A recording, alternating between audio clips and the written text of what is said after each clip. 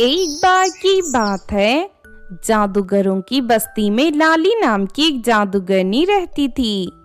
जादूगरनी की 5 बच्चे थे और वो पांचों जन्म से ही बहुत शक्तिशाली थे। उनके पास तरह तरह की जादुई शक्तियां थी। लाली एक नेक और ईमानदार जादूगरनी थी। उसके बच्चे भी उसी की तरह बहुत ही नेक और दयालु थे। जब भी वो लोगों को मुसीबत में देखते तो अपनी जादुई शक्तियों से उनकी मदद किया करते थे। माँ, हमने आज ढेर सारे गरीबों को पेट भर खाना खिलाया है। उनकी गरीबी हमसे देखी नहीं जा रही थी।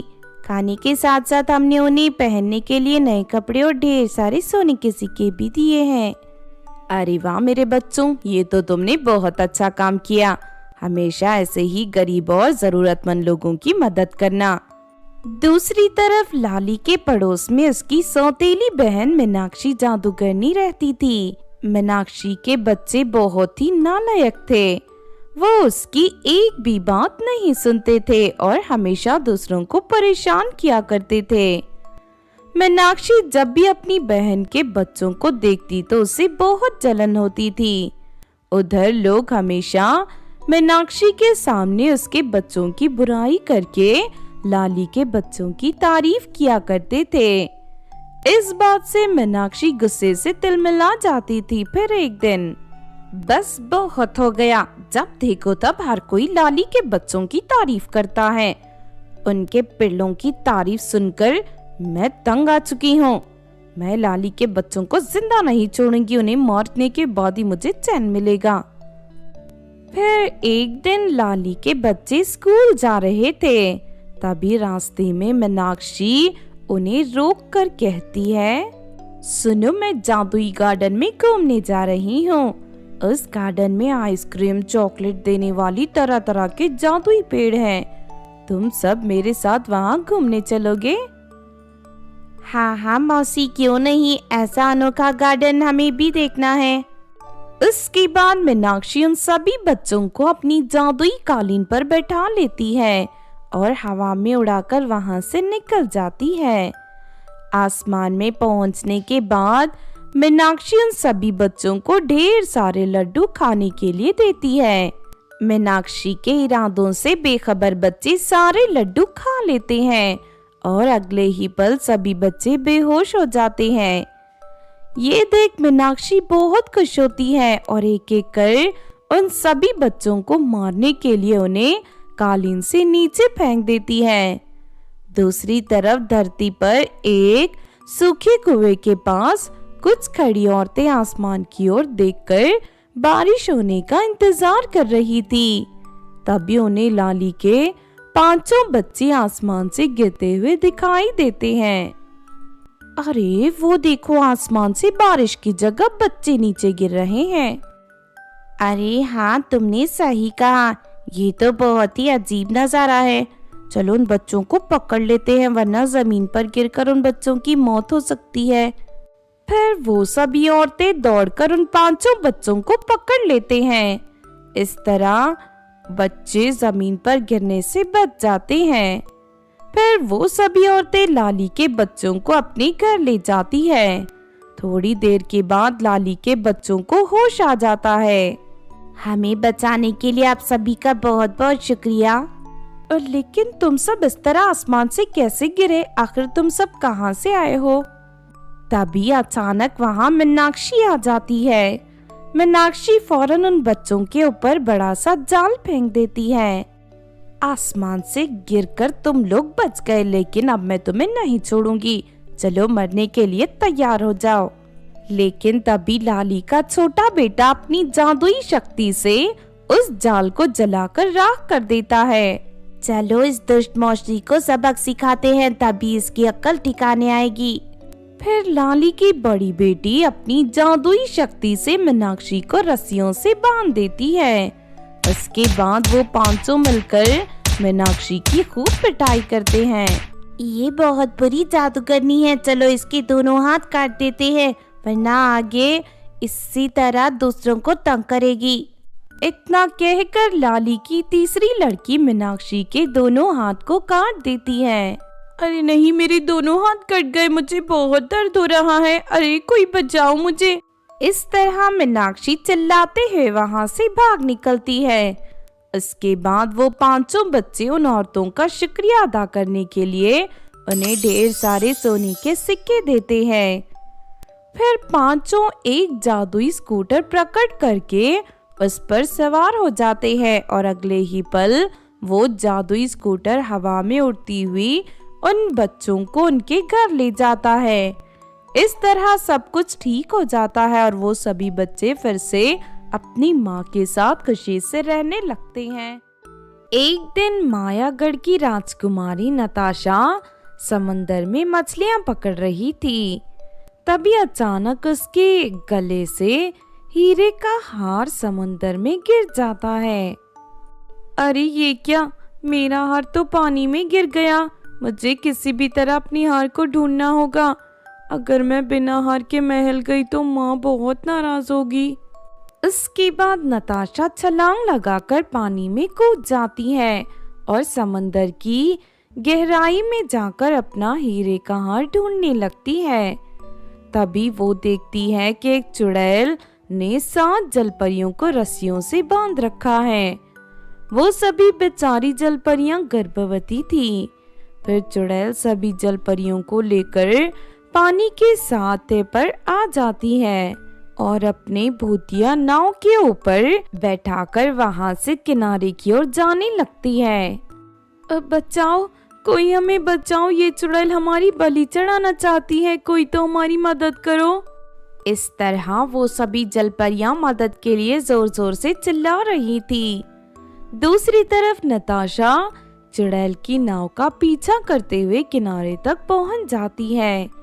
उसके बाद चुड़ैल सभी जलपरियों को लेकर जंगल में बने अपनी गुफा के अंदर चली जाती है। मैं उन जलपरियों को नहीं मरने दूंगी।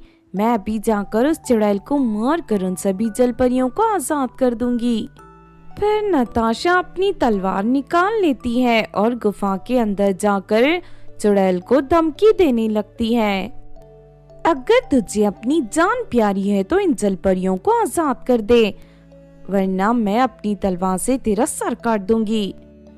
तू मुझे नहीं जानती लड़की, मैं बहुत खतरनाक हूँ। लगता है आज तू यहाँ मरने आई है। ठहर जा, मैं भी तेरी इच्छा पूरी कर देती हूँ। फिर चुड़ैल राजकुमारी नताशा के ऊपर हमला कर देती है। राजकुमारी चुड़ैल से लड़ने की बहुत कोशिश करती है, लेकिन चुड़ैल उनके दोनों हाथ काट देती है। ये देख नताशा बुरी तरह घबरा जाती है और उसके बाद अपनी जान बचाने के लिए नताशा वहां से भाग निकलती है। भागते हुए नताशा एक नदी के किनारे जा पहुंचती है। तभी अचानक उसे चक्कर आ जाता है और वो नदी में गिर जाती है। उसी वक्त नदी के किनारे मछली पकड़ रही कोमल नाम की परी नताशा को देख लेती है। कोमल परी अपनी जादुई छड़ी घुमाकर वहां एक जादुई जाल प्रकट कर देती है और उस जाल को पानी में फेंककर नताशा को बाहर खींच लेती है। नताशा के दोनों कटे हुए हाथों को देखकर परी को बड़ा ताज्जुब होता है। अरे तुम कौन हो और तुम्हारी ये हालत कैसे हो गई? एक चुड़ैल ने बहुत सारी गर्भवती जलपरियों को कैद कर लिया है। वो उन सभी को मारकर उनकी बलि चढ़ाना चाहती है। मैं उन जलपरियों को बचाने के लिए चुड़ैल से लड़ रही थी। उस दुष्ट चुड़ैल ने मेरे दोनों हाथ काट दिए।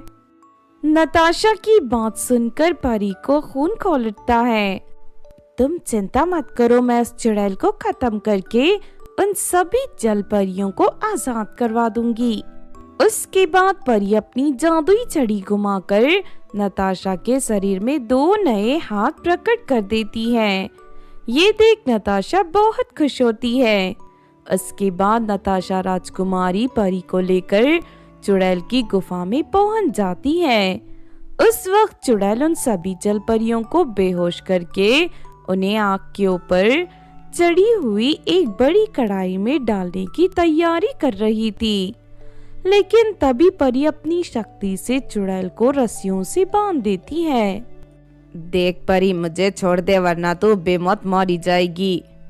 तेरी धमकियों का मुझ पर कोई असर नहीं होने वाला। तू जैसी कोई बुरी चुड़ैल को सबक सिखा चुकी हूँ मैं। चल मरने के लिए तैयार हो जा।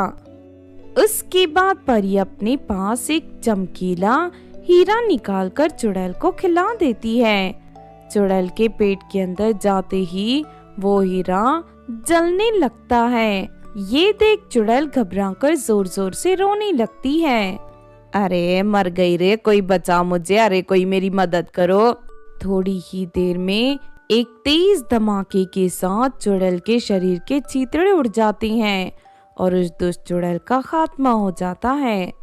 हम सभी की जान बचाने के लिए आप दोनों का बहुत बहुत शुक्रिया। उसके बाद परी और नताशा उन 7 जलपरियों को सही सलामत समुंदर में पहुंचा देती है। इस तरह सब कुछ ठीक हो जाता है और सभी गर्भवती जलपरियां फिर से समुंदर में हंसी खुशी रहने लगती हैं। कुछ महीने पहले ही सविता के पति राजेश की मौत हुई थी। राजेश की मौत के बाद सविता और उसकी सास का बहुत बुरा हाल था। दूसरी तरफ उनके पास गुजारे का कोई साधन नहीं था। मम्मी जी, ऐसा कब तक चलेगा? हमें अपने गुजारे के लिए कोई ना कोई रोजगार का कारण ढूंढना ही होगा। मैंने सुना है पास के शहर में बहुत सारी लड़कियां हॉस्टल में रहती हैं। अगर हमने टिफिन बनाकर उन्हें दें तो इससे हमारी कमाई हो सकती है। ये तो तूने बहुत अच्छा सोचा है बहू, शायद इससे हमारे दिन बदल जाए। उसी दिन सविता बढ़िया स्वादिष्ट खाना बनाकर शहर के पास वाले हॉस्टल में ले जाती है और वहां रहने वाली लड़कियों को अपना बनाया हुआ खाना चखाती है। अरे वाह, तुम्हारा खाना तो बहुत ही स्वादिष्ट है। अब से हम सभी लड़कियां सिर्फ तुम्हारे हाथ का ही बना हुआ खाना खाएंगी। हाँ, कल से तुम रोज सुबह शाम हम लोगों के लिए टिफिन लाना शुरू कर दो। फिर वो सभी लड़कियां सविता को एडवांस के रूप में कुछ पैसे दे देती हैं। पैसों को पाकर सविता बहुत खुश होती है और अगले दिन से हॉस्टल में टिफिन पहुंचाना शुरू कर देती है। इसी तरह एक दिन सविता टिफिन लेकर हॉस्टल की ओर जा रही थी। तभी रास्ते के किनारे उसे 2 परियां दिखाई देती हैं। सुनो, हम दोनों की जादुई छड़ी कहीं खो गई है, जिस वजह से हम वापस परिदेश नहीं जा सकती। इस समय हमें बहुत भूख लगी है, दया करके हमें थोड़ा सा खाना खिला दो। हाँ हाँ, क्यों नहीं, मैं भी तुम दोनों को खाना देती हूँ। उसके बाद सरिता उन दोनों के सामने 2 टिफिन रख देती है। फिर दोनों परियां पेट भर खाना खाती हैं। मैं जानती हूँ तुम दोनों के पास रहने के लिए कोई जगह नहीं है, इसीलिए जब तक तुम्हें कोई लेने नहीं आता तुम मेरे साथ मेरे घर पर रहो। फिर सरिता उन दोनों परियों को लेकर अपने घर चली जाती है। सविता के घर जाकर दोनों परियां बहुत खुश होती हैं और आराम से वहां रहने लगती हैं। इस तरह कुछ दिन बीत जाते हैं। फिर एक दिन दोनों परियों की माँ उन्हें ढूंढती हुई वहां आ जाती है। अपनी माँ को देख दोनों परियां बहुत खुश होती हैं और उस सविता के अच्छे स्वभाव के बारे में सब बताकर तारीफ करने लगती हैं। माँ, इस लड़की ने बुरे वक्त में हमारी मदद की है, इसीलिए हम दोनों चाहती हैं कि तुम इसे कोई जादुई उपहार दो जिससे इसकी जिंदगी खुशियों से भर जाए। ये सुनकर उन दोनों परियों की माँ अपनी जादुई छड़ी घुमाकर वहाँ कुछ रोटियां प्रकट कर देती हैं। इन रोटियों को ले जाकर अपने खेतों में फैला दो, कल से तुम्हारे खेतों में जादुई रोटियों की फसल पैदा होगी। उसके बाद वो परी अपनी दोनों बेटियों को लेकर आसमान में उड़ती हुई वहां से दूर चली जाती है। अगले दिन सविता परी की दी हुई जादुई रोटियां अपनी खेत में ले जाकर फैला देती है और अगले ही दिन वहां चारों तरफ जादुई रोटियों की फसल तैयार हो जाती है। ये देख सविता और उसकी सास दोनों बहुत खुश होते हैं। इसके बाद सविता उन रोटियों को ले जाकर बाजार में बेचना शुरू कर देती है। जादुई रोटियों की खासियत ये थी कि उन्हें तोड़ते हुए उनके अंदर से ढेर सारा स्वादिष्ट खाना बाहर निकलता था। ये देख सभी लोग बहुत खुश होते हैं और हाथों हाथ सविता की सारी रोटियां बिक जाती है। दूसरी तरफ सविता को जब भी कोई गरीब और लाचार दिखाई देता तो सविता उसे मुफ्त में अपनी रोटियां दे देती थी।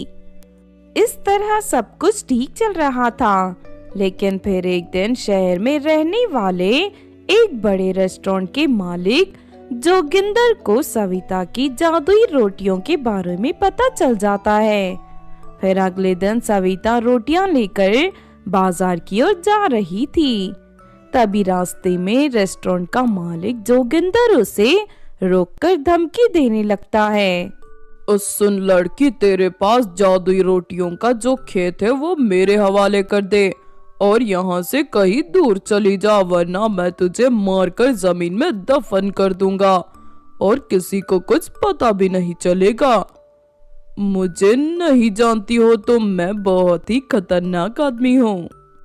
जोगिंदर की धमकी सुनकर सविता घबरा जाती है, लेकिन तभी अचानक उसकी टोकरी के अंदर मौजूद रोटियां बड़े बड़े पत्थरों के रूप में बदलकर जोगिंदर के सर के ऊपर गिरने लगती हैं, जिससे जोगिंदर बुरी तरह घायल हो जाता है और जोर जोर से रोने लगता है। अरे मर गया रे, मेरा सर फूट गया, ये मेरे साथ क्या हो रहा है? अरे कोई बचाओ मुझे, लगता है ये लड़की कोई खतरनाक जादूगरनी है। इससे उलझकर मैंने बहुत बड़ी भूल कर दी, मुझे यहाँ से भाग जाना चाहिए। उसके बाद जोगिंदर दुम दबाकर वहाँ से भाग निकलता है। इस दिन के बाद से सविता की जिंदगी में कभी कोई परेशानी नहीं आती और वो हंसी खुशी अपना जीवन जीने लगती है।